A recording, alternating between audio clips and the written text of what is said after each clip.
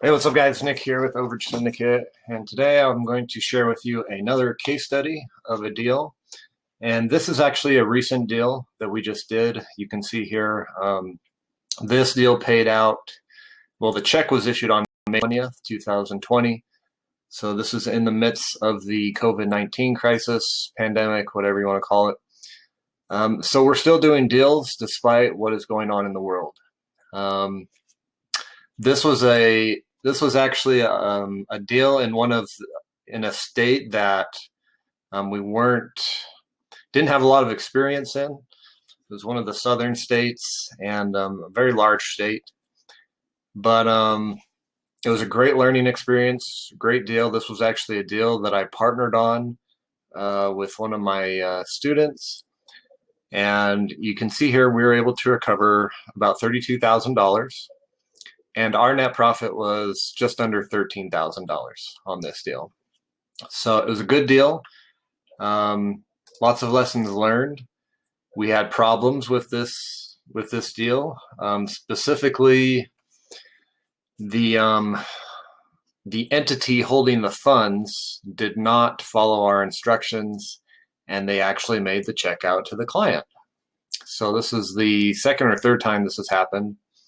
The first time this happened, I just sent the check back with a piece of paper um, telling the entity to recut the check, and they did. That was the first time that happened. The second time was a very small amount. We just figured it out on our own, and we were able to get it cashed by a third party. This third time, I was concerned because it was a fairly large amount, $32,000. And we were probably 3 or 4 months in on this deal, and our client really, really needed the money. She was an older lady, or is an older lady, and she really needed it. And I didn't want to send the check back and get it recut. But luckily, we were able to find out some ways, which it's a new way that I had never tried, but it worked, and we were able to cash the check, even though it was in the client's name. And sometimes that happens, 90% of the time, the check comes in my company name, and it's not a problem. There have been, again, this was the third time this has happened to me where the check actually came in the claimant's name, and that is an issue. And so when that happens, you need to be prepared. The first thing you need to do is just try to avoid that if at all possible. And there are certain ways going about doing that, which we discuss in the course. But even if you do everything right, sometimes it may come in the client's name. And when that happens, you need to know what are your options. And we talk about that as well. So, but we were able to overcome that obstacle, send her portion, keep our portion, and all worked out well. And so this was a great deal. It taught us, again, it was in a newer state that we'd not dealt with, but we learned a lot of things in this state. Specifically that I actually didn't have to use an attorney on this one, which was surprising. But that's something we learned about this state, so that was interesting.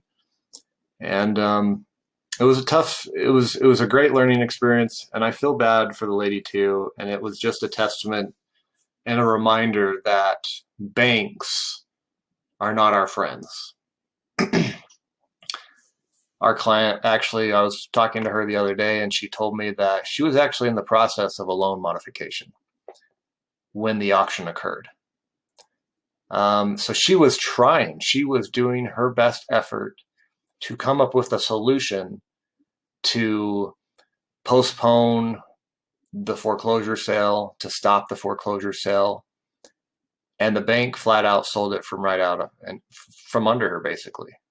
She was working with the bank to get a loan mod, and they sold it anyway. And so that just tells me, and I that's not the first time I've heard of that happening. And so if you know someone that is in the process of foreclosure, please educate them on this process and know that even if they're working on a loan mod, the bank could still sell it out from under them, which is what happened in this case. Very sad situation. You know, this was a lady in her 70s that had lived in this house for years and years and years.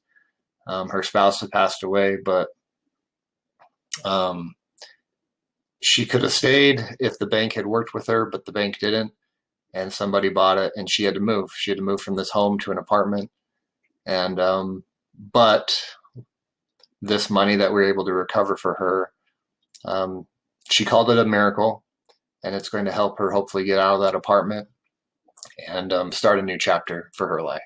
So we're grateful for that, and hope that these funds help her start a new chapter in her life, get her out of that apartment, and get her back on her feet again. So it's a good deal. And then again, I also did partner with, so this wasn't all my profit. Half of this went to my partner on this deal, and we just split it 50-50. And but overall, it worked out good. And as you do deals, you learn new things. And when you move to new states and do deals there, you learn how it operates in that state. And it is a constant learning. And although I teach this process, I am still very much a student of the process. Still very much learning about this business, learning how other states work, their protocols, their procedures, learning about the laws and how they're handled. And you should constantly be learning and improving upon your skills. And as you do that, you'll continue to see more and more success in this business and in any venture. So that's all I have for you guys. Hope that helps. And again, for those of you wondering, is now a good time to get started? Well, we submitted this just a little bit before the whole pandemic started and still got paid out in the middle of it. So now is as good a time as ever, in my opinion. So if you guys need help, you can check out my course at the link below, and we'll see you in the next video. Thanks, guys.